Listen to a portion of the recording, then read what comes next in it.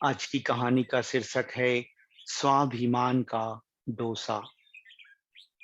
शाम हो चली थी। लगभग 6:30 बजे थे।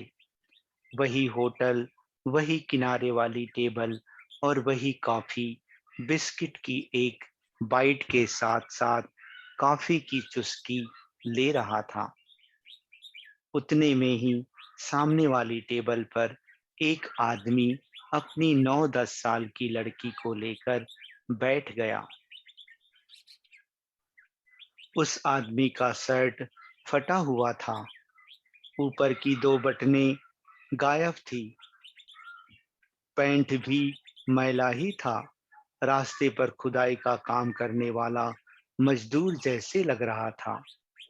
लड़की का फ्रॉक धुला हुआ था और उसने बालों में वेनी भी लगाई हुई थी।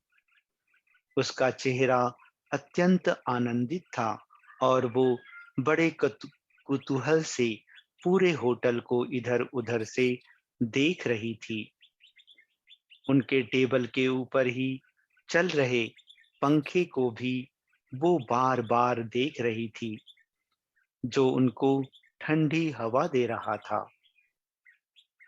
बैठने के लिए गद्दी वाली कुर्सी पर बैठकर वो और भी प्रसन्न दिख रही थी। उसी समय वेटर ने 2 स्वच्छ गिलासों में ठंडा पानी उनके सामने रखा। उस आदमी ने अपनी लड़की के लिए एक डोसा लाने का ऑर्डर दिया। यह ऑर्डर सुनकर लड़की के चेहरे की प्रसन्नता और बढ़ गई। और तुमको? वेटर ने पूछा। नहीं, मुझे कुछ नहीं चाहिए, उस आदमी ने कहा। कुछ ही समय में गर्मा-गर्म बड़ा वाला फूला हुआ डोसा आ गया। साथ में चटनी, सांभर भी थी।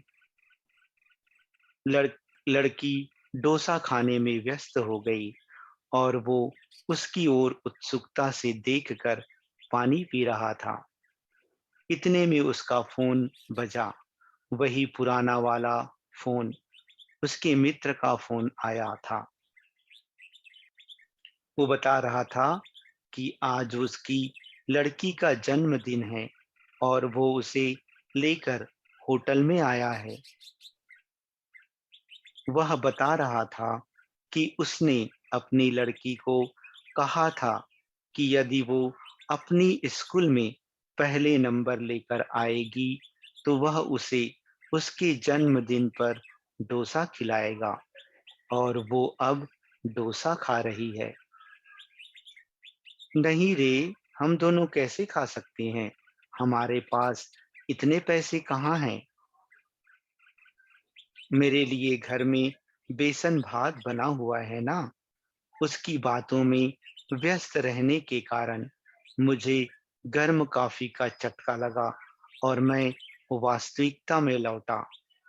कोई कैसा भी हो, अमीर या गरीब, दोनों ही अपनी बेटी के चेहरे पर मुस्कान देखने के लिए कुछ भी कर सकते हैं। मैं उठा और काउंटर पर जाकर अपनी कॉफी और 2 डोसे के पैसे दिए और कहा कि उस आदमी को एक और डोसा दे दो। उसने अगर पैसे के बारे में पूछा, तो उसे कहना कि हमने तुम्हारी बातें सुनी।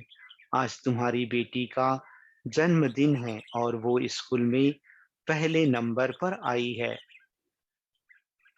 इसलिए होटल की ओर से यह तुम्हारी लड़की के लिए इनाम। उसे आगे चलकर इससे भी अच्छी पढ़ाई करने को बोलना, परंतु भूल कर भी मुफ्त शब्द का उपयोग मत करना। उस पिता के स्वाभिमान को चोट पहुंचेगी। होटल मैनेजर मुस्कुराया और बोला कि यह बिटिया और उसके पिता आज हमारे मेहमान हैं। आपका बहुत-बहुत आभार कि आपने हमें इस बात से अवगत कराया।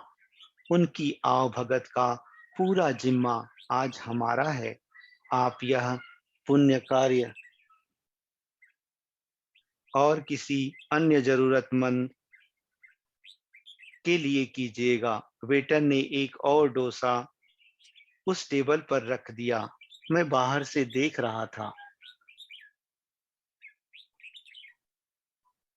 उस लड़की का पिता हड़बड़ा गया और बोला कि मैंने एक ही डोसा बोला था भाई।